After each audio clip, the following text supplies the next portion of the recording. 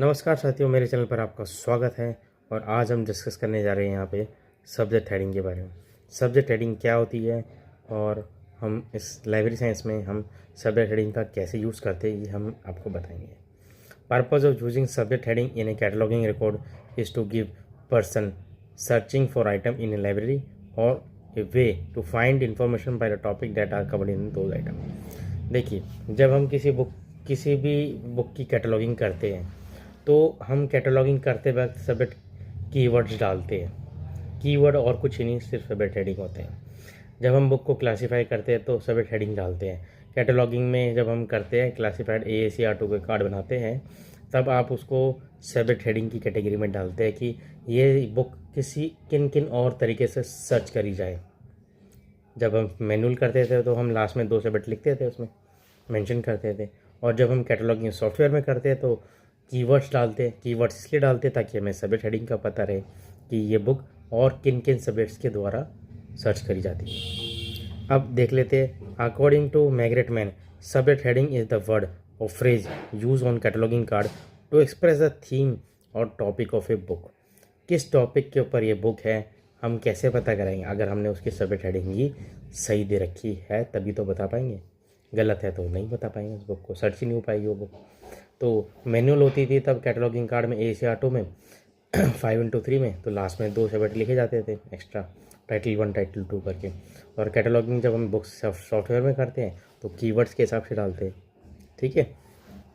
अब चार्ल्स सेमीकेटर 1876 में in his rules for dictionary cataloguing में सब्जेक्ट हेडिंग को डिफाइन करते हैं। These rule form the basis for subject heading in American libraries for years to come and are a strong force even today. In respect of subject cataloging, Cutter ने 2 objective दिए to enable a person to find a book of which subject is known. Subject heading इसलिए दी जाती है ताकि हम book को find कर सकें, पहली बात। दूसरा, to show what the library has on a given subject. उस बुक में किस बारे में लिखा गया है, उसका सब्जेक्ट क्या है। Subject heading has been defined as a word or group of words indicating a subject under which all the material dealing with the same theme is entered in a catalog or bibliography or is arranged in a file. कभी कभी book का पता नहीं चल पाता किस book के बारे में है, या ऊपर कुछ लिखा है या अंदर किस बारे में लिखा है, तो हम उसका एब्स्ट्रैक्ट बनाकर हम उसको सब्जेक्ट हेडिंग कैटेगरी में डिवाइड करते हैं कि ये बुक इस बारे में है। Subject heading list are use to provide consistency in terms use to describe the subject topic covered by the material in the library. कौन कौन से टॉपिक के ऊपर हमारी लाइब्रेरी है तो हम सब्जेक्ट वहाँ पे डिफाइन करते हैं। ठीक है, सब्जेक्ट हेडिंग लिस्ट हम देते हैं। 1895 में first standard list of subject heading prepared. The list of subject heading for use in dictionary catalogue produce by committee of American Library Association ALA ने दी थी subject heading list, of which C.A. Cutter was appointed as a member and was based on Cutter principle. C.A. Cutter उसके member बने जो ALA ने subject heading list prepare करी थी, और C.A. कटर उसके मेंबर बने। In 1910-1914 Library of Congress begin publishing इस list under the title subject heading use in the dictionary catalogue of the Library of Congress. It was found unnecessary to continue the ALA list. सबसे पहले ALA ने list बनाई थी subject heading की, उसके बाद library of Congress जो सन 1800 में बनी थी उसने पब्लिश करी सब्जेक्ट हेडिंग लिस्ट, ताकि जितने भी लाइब्रेरी ने इसी सब्जेक्ट हेडिंग लिस्ट में से ही सब्जेक्ट हेडिंग दे, कहीं और से ना दे। Printed list of subject heading incorporate the thought experience of many librarian और वेरियस टाइप ऑफ लाइब्रेरीज। तो ये जो लिस्ट बनी थी ये ऐसे ही नहीं बनी, इसमें बहुत सारे प्रोमिनेंट एक्सपीरियंस लाइब्रेरियन अपने थॉट्स देते थे, अपने विचार देते थे। उनके एक्सपीरियंस के हिसाब से जितने भी सब्जेक्ट हेडिंग लिस्ट बन सकती थी वो बनी। List of subject heading. List of subject heading और terms include reference to be use as a standard cataloguing और इंडेक्सिंग। ऐसे ही नहीं कुछ भी सब्जेक्ट उठा के दे दिया, तो स्टैंडर्ड कैटलॉगिंग को आगे बढ़ाने के लिए सब्जेक्ट हेडिंग लिस्ट बनी गई। Subject heading list is the printed और published list of subject heading which may be produce from the authority file, subject authority file maintained by organization or individual. Subject heading list contain the preferred subject access term जिसे हम control vocabulary कहते हैं। कभी कभी क्या होता है कि सब्जेक्ट हेडिंग लिस्ट को समझने के लिए कंट्रोल वोकेबुलरी यूज़ करी जाती है। That are assign as added entry in the bibliographic record which work as access point or enable the work to be searched and retrieved by the subject from the library catalog database. तो library database से हम कैसे search कर सकते हैं, वो vocabulary words के through भी हम सर्च कर सकते हैं. तो ये लिस्ट ऑफ सब्जेक्ट हेडिंग कितने सब्जेक्ट है वो सारे डिफाइन करते हैं. ठीक है, और किसने बनाई है? लाइब्रेरियंस ने बनाई है. तो 2 पॉपुलर सब्जेक्ट हेडिंग लिस्ट कौन कौन सी है जो आजकल प्रचलित है, फेमस है? लिस्ट जो है वो है LCHH, जिसे हम कहते हैं Library of Congress subject heading first, और दूसरी है Sears list of subject heading. तो Library of Congress subject heading comprises thesaurus controlled vocabulary of subject headings maintained by Library of Congress.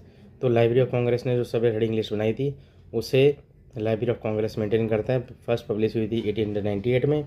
40th addition में पब्लिश इन जनवरी 2018 में. PDF version available है internet पे, आप वहाँ से देख सकते हैं. LCSH are integral part of bibliographic control which is the function by which libraries collect, organize and display document. LCSH are applied to every item within the library collection and that facilitates user access to item in catalog that pertain to similar subjects. जो जितने भी अब library के अंदर collection है वो जितने भी सब्जेक्ट हेडिंग बनाएंगे वो LCSH से बनाएगा. If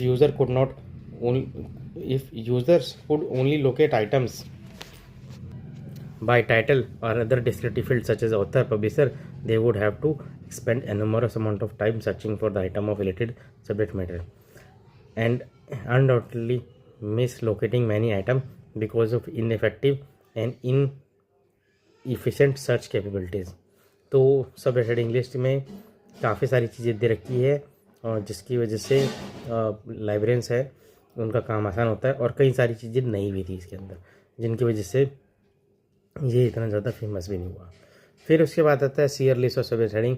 ये 1923 में आया था. ये Sears list of subject heading has serve as a unique need of small and medium size libraries.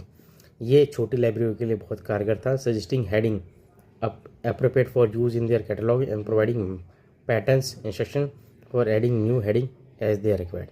इसमें क्या होता है कि अपनी जब हम कैटलॉगिंग करते हैं तो काफ़ी सारे ये ईजी करता है ताकि कैटलॉगिंग करते वक्त नए नए हेडिंग सब्जेक्ट हेडिंग हम दे सकते हैं. Minnie Earl Sears prepared the first edition of this work in response to demand for a list of subject heading that was better suited to the need of small libraries.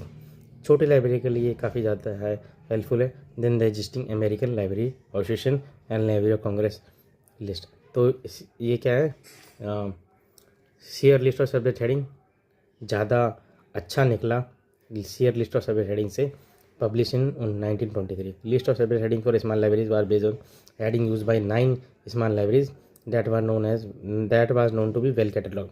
कई सारी libraries ने जब library of Congress से heading use करी तो जो उसकी कमियाँ आई उसको ओवरकम करा और जो ये बनाया Sears list of subject heading ज़्यादा बेहतर था.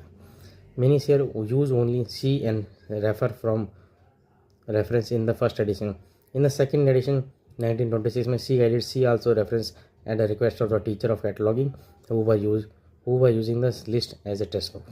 To make the list more useful for that purpose, she wrote a chapter on practical suggestion for the beginner in subject heading work for the third edition.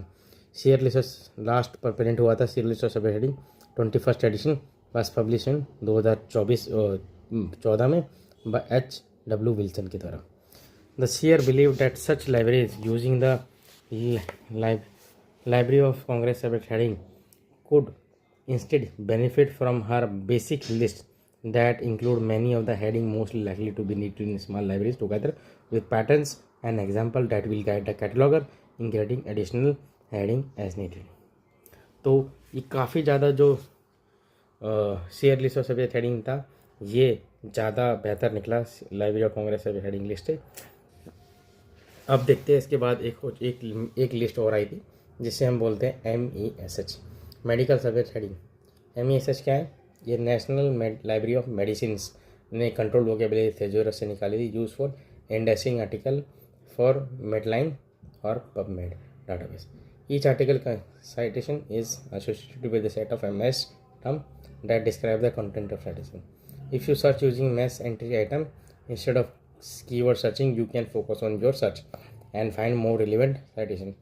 Be sure to look for the year introduced on mesh entry and expand your search to include year not within this time period. तो MES क्या है, इसकी full form पूछी जाती है paper में, medical subject heading, और ये मेडिकल इंडस्ट्री में ज़्यादा यूज़ करा जाता है क्योंकि जब वहाँ पे मेडिकल टर्म ज़्यादा यूज होती है। तो ये जो टॉपिक था ये सब्जेक्ट हेडिंग एंड इंडेक्सिंग के ऊपर था। अगले टर्म पे मैं आपको पढ़ाऊँगा pre coordinate indexing, chain procedure क्या होता है। तो पढ़ते रहिए, खुश रहिए, और अपनी लाइब्रेरी में आप क्या क्या कर रहे हैं मुझे कमेंट करके बताइए, ताकि मुझे भी पता चल पाए आप कौन कौन से सॉफ्टवेयर यूज़ कर रहे हैं। Thank you for listening to my video. I hope this will help you. Thank you.